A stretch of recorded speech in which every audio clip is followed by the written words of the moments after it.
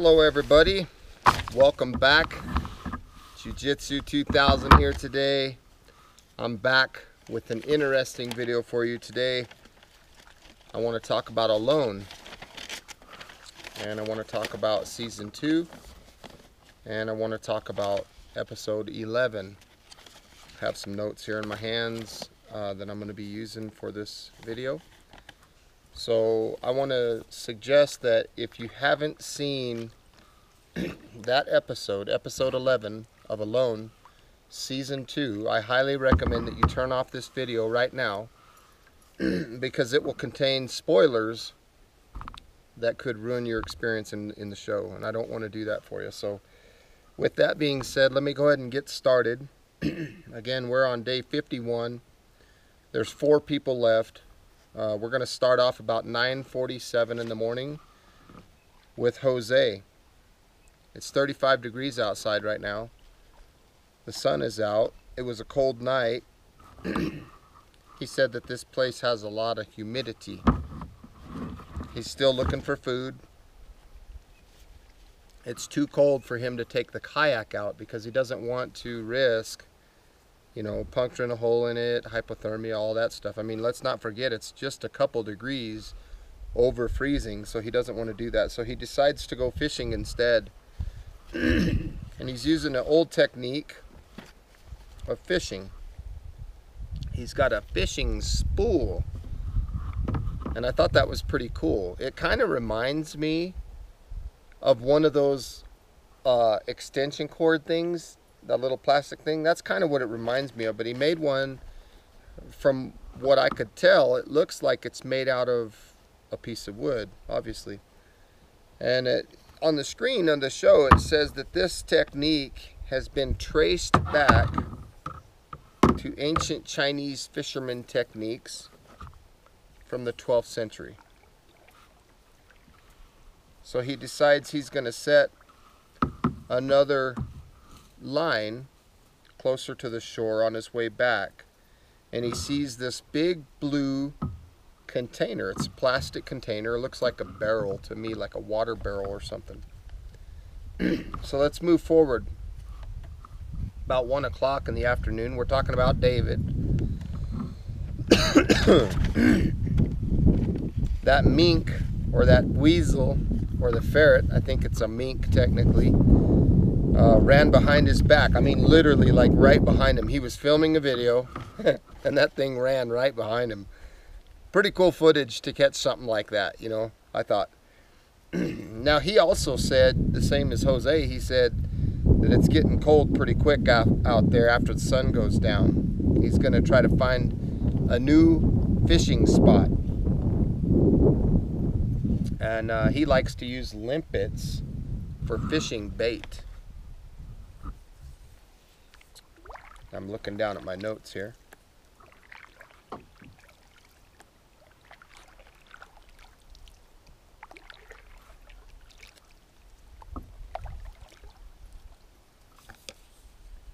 So he sees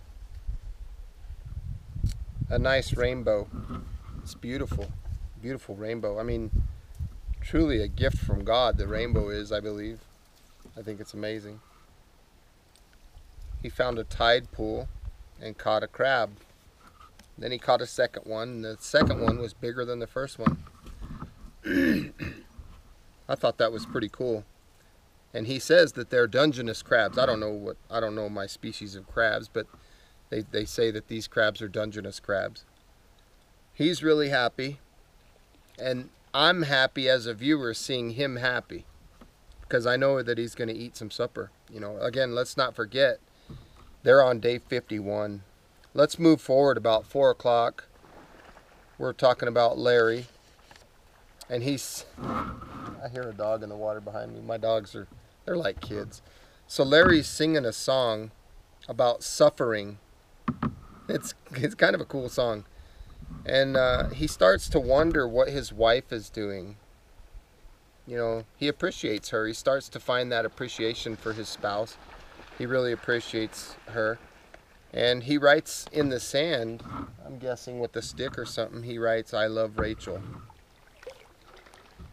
His son told him once that he was his hero, that Larry was his hero for going to work every day, even though he knows that Larry didn't want to. You know, it's pretty cool that, you know, the sacrifice that he makes for his family.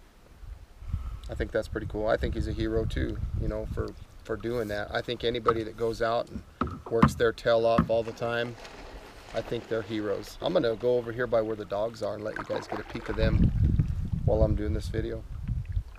So yeah, he's starting to get emotional, and he's talking about showing appreciation or awareness for the little things in life, the little insignificant, small little things.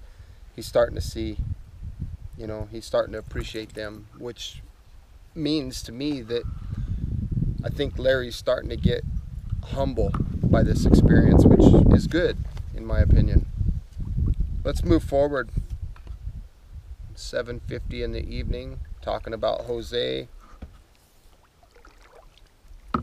The barrel that he found, that blue plastic barrel, it had like a net around it,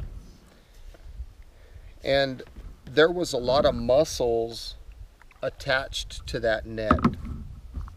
I gotta look at my notes here. And he wonders if they've been affected by the red tide. Again, because the producers of the show, you know, they gave them a warning when they went out there. They said, don't eat these bivalve creatures out here. Red tide's bad this year. So he's starting to wonder about that, and he's starting to wonder if it's going to be safe to eat them. Let's not forget, one more time, folks, day 51. Okay, they're hungry. So I don't blame him on his thought process. I would probably be thinking the same thing if I was food deprived like they are. So he decides to, he thinks it's safe, and he realizes that it's a big risk. He's not stupid. He knows what he's getting into here. He understands it's a big risk. It was a hard decision for him, and he decided to go for it. I don't blame him. I think I probably would too. I mean, he's very hungry. He needs the food. And I noticed that it's raining outside in the video when it showed him doing that. Just gonna cruise up here a little bit. I love coming out. It's so peaceful out here.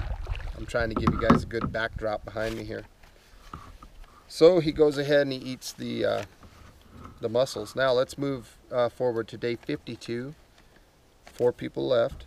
Starting off at 8:30 in the morning with Jose. So far he feels okay. He said they were delicious and that it reminded him of his home country of Spain. And there's a little annotation that comes on the screen that says the symptoms of these red tide begin within a few minutes up to, so within a few minutes up to a few hours. And the symptoms include nausea, paralysis, and difficulty breathing. He has a full belly. He's happy and he's healthy. Look at these dogs over here behind me. I'm going to try to give you a view of them real quick. Look at these guys over here playing. They're having a good time, these dogs. So, full belly. He feels good. He's happy. He's healthy. Let's move forward. 10 o'clock in the morning.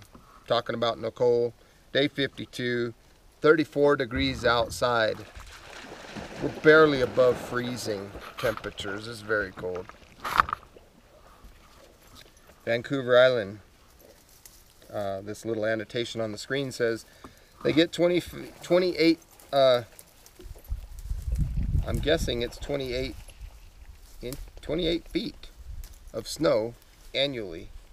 And she's saying that the winter is here. Temperatures are cold. She says winter's here. She says it's cold. And so she decides to go get some firewood. And today is her youngest son's birthday. He's turning 8 years old, so happy birthday. I think that's pretty cool. You know, when you're out in a place like that and you still, you're dealing with survival and starvation and malnutrition and dehydration and all that stuff, and you can still have the mental capacity to think of your loved ones. I think that's amazing. So happy birthday to her 8-year-old. I think that's a cool memory that she's going to have, and she really misses him. She's never missed a single birthday in their life, she says. She's kind of getting emotional, really missing him. So she decides to stay busy, not just because she misses them, but I think more or less in an effort to fight against the temperatures, because it's really cold out there. So she's staying busy to fight, to help battle the cold temperatures. Not too many fish these days, so she decides to look for more greens, more plantain, more yarrow, more wild edibles. But apparently the wild edibles don't do so well when the temperature drops below 50 degrees Fahrenheit. So what she's found there's a lot of dead plantain out there, and she wasn't able to harvest any greens. Gosh, that's got to be frustrating. I mean, the food, the fish supplies are down, the plantain's down, the yarrow's gone. That would really frustrate me big time, to no end. I mean, I would be really, really, really tore up about that, emotionally, mentally. It really gets me. So let's move forward. Day 53. 4 people left still. We're talking about David. It's about 8:30 in the morning. The cold, rain, the wind, the tide, and the weather control everything. It's very cold outside, he said. His hands are numb. Oh, that's got to be crazy. His hands are numb. He's praying for some decent weather. So he decides to hunker down, get in his bedroll, in his shelter, and warm up. I think that's a great idea. I really do. Stay hydrated and warm up.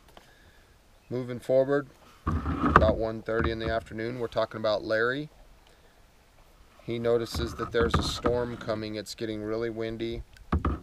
So he's going to go hydrate. He says the days are becoming very long. The days last a long time. And he can't wait to get out of there. 53 days, folks. That's a long time. I don't blame him. There's hail, there's snow.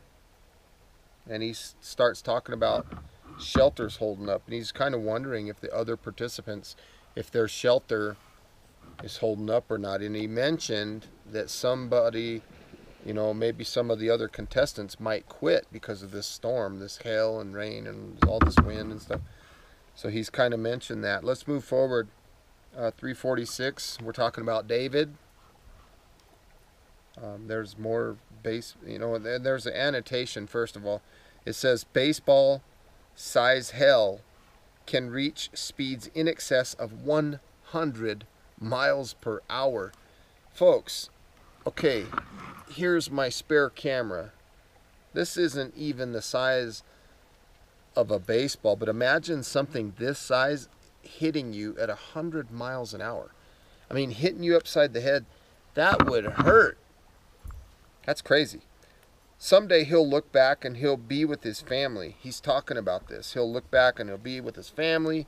He'll be in a warm place. He'll be physically fit. He'll have his, because he's out here losing weight, from starvation. He'll be eating some ribs. Dude, David, when that day comes, please call me. I'd love to join you for some ribs. And he mentions that weather like this makes people quit. Let's move forward. Day 54. 4 people left. 8:20 in the morning. We're talking about Nicole. It's not raining outside, so she decides to go look for some food. Rained hard all night long, she said. Gonna go look for some food. She decided to look for mushrooms because she struck out on the plantain and the yarrow and the fish. And I haven't seen her set any traps. So food is an issue. She's going to look for mushrooms. And her being very knowledgeable in wild edibles and medicinals, I'm sure that she knows what kind of mushrooms. In fact, she says, what is it? Let me pause there for a second. she finds some horsetail. I guess it's some kind of plant. I don't know what horsetail is, but she's using it for natural toothbrush. I thought that was cool. She's still thinking about her dental hygiene out there. That's cool. Day 54, right? So she finds a single huckleberry on a plant. She talks about bears love them. And so she had one. There's nothing there though. She didn't find any other food, nothing.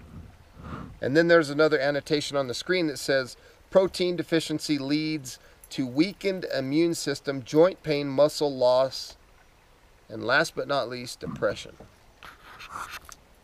Now, depression is something that we're not seeing, in my opinion, out of Nicole. I just saw a fish right there. She's not suffering from depression. She's a very positive spirit kind of person. So we can tell that those symptoms are not getting a hold of her yet. Let's move forward. 12:42, talking about David. He's thinking about his kids all the time, right? So he decides, I'm looking at my notes here, my apology folks, thinking about his kids all the time. He's decided to make a pine pitch glue. My handwriting was crappy. Pine pitch glue. And he thinks that this will be good for wet weather fire starter. I agree. Having something like that, when you put sap and pine tar and stuff like that on a fire, a flame, that's a pretty good thing. So he's going to make these fire starters. I thought it was really cool the way he did it. He used a shell and he put the tar, or should I say the sap, in there. And then the shell sat on the fire, you know, like kind of like a pan to cook it in. And I thought that was really cool. So he used some cedar bark with it, and he made these really cool fire starters. Let's move forward. About 2:47 in the afternoon, we're talking about Larry. He mentions that it's very unpleasant outside. And he talks about sleeping. His deadfall trap has sprung, his Paiute deadfall. And he's got a mouse. And he starts to mention that this place is getting old.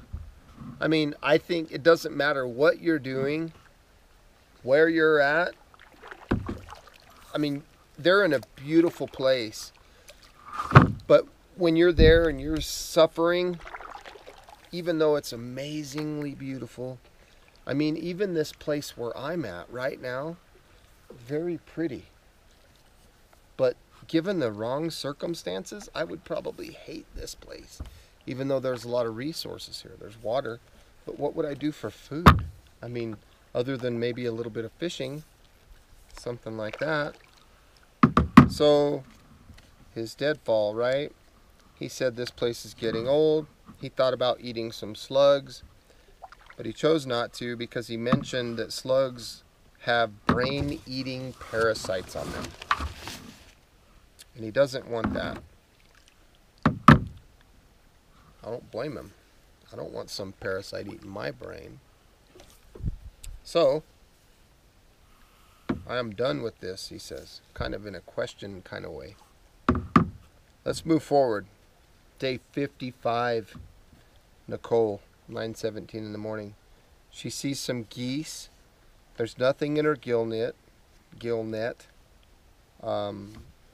She says it's time to start eating limpets. She notices or mentions that she's feeling a bit weaker. She's missing her family a lot. It's raining outside. And I think she's very torn at this point. I think she's thought about quitting. And I think she's going back and forth on that decision. Should I do it or not? So let's move forward. Day 56. 11:27 in the morning. Jose. He says this is a special day for him. And for those of you who've seen season 1, you probably know why. Well, that's because last year, season 1 of Alone, they went 56 days until Alan was told that he was the last one standing when Sam had quit. So Sam really set the bar for the show, in my opinion. So he misses his love, and he decides he's going to go on the kayak. And he mentions that he's blessed to have his wife, Savannah. Or excuse me, not Savannah, Shauna. Sorry. I was reading this from a distance. And he mentions that he's satisfied with everything that he's done out there on Vancouver Island. To me, when he said that, that was almost an indicator as to he's really seriously thinking about quitting, because that's similar to what Justin did. Justin had started talking about how he's fulfilled everything he wanted to fulfill on Vancouver Island. And now Jose's saying that, so I'm kind of wondering about that. He's very tempted to quit. He's wondering if he should push that quit button or not. Ring out, you know, tap out. He's wondering about that. Let's move forward. Day 57. 4 people left.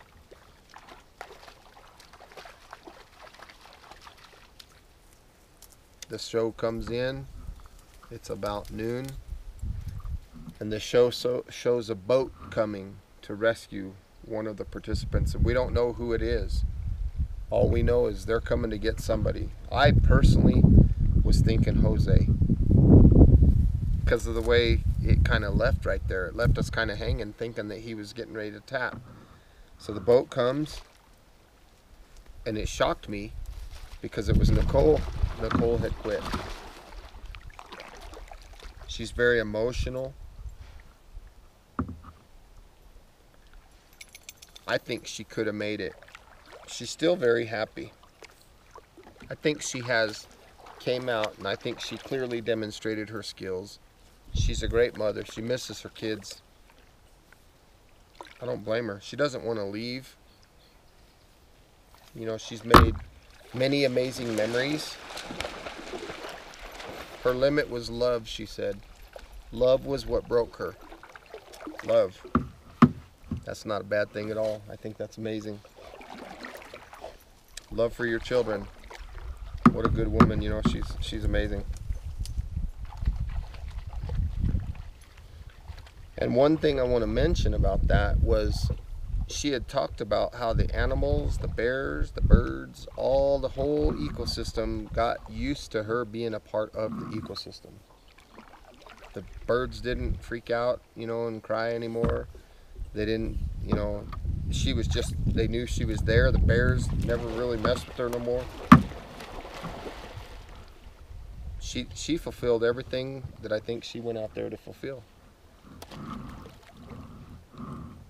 And personally, I want to thank her for sharing her story with us. You know, so thank you, Nicole, for sharing us your story and your experiences. You know, day 57. What an amazing accomplishment that is to do that, to go that far. It's just amazing. So thank you, Nicole, really from the bottom of my heart. You were great to watch on this show. It was amazing. So now we have 3 people left on the show. We have Jose, who I think might be close to tapping. We have David, and we have Larry. And honestly, I don't know who's going to make it and who's not. I'm really excited to see the finale. You know, they say that episode 12 is going to be a 2-hour episode, so I can't wait to see what happens there. I'm guessing that Jose's going to quit, and I'm guessing it's going to be a battle between David and Larry, and I mean, it looked like Larry might have been on the brink too. I don't know, it might be David that makes it. I don't know. Well, folks, anyway, I want to say thank you for joining me today on this episode of Alone, Season 2, Episode 11. I hope you got some good, useful information out of this video. Please feel free to leave your comments down below. like this video, share this video, and if you like the content on my channel, folks, please subscribe. I'd love to have you. And until next time, have a beautiful day, and thanks for watching.